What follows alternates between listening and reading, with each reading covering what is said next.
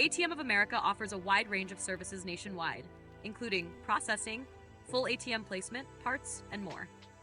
Do not hesitate to contact us at 866-528-6462 or visit our website at atmofamerica.com. In this video, we're going to demonstrate on how to change paper on a Hyosung ATM machine.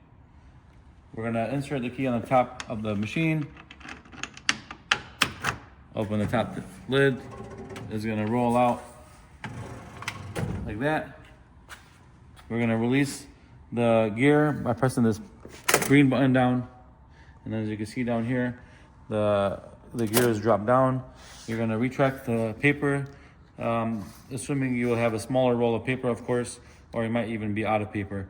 But you retract the paper completely out of the guide, pull this flywheel off like that, remove the old paper, and then grab yourself a new roll and just reinsert it. Note your paper is going to be going towards the back of the ATM, and you insert it into the spindle.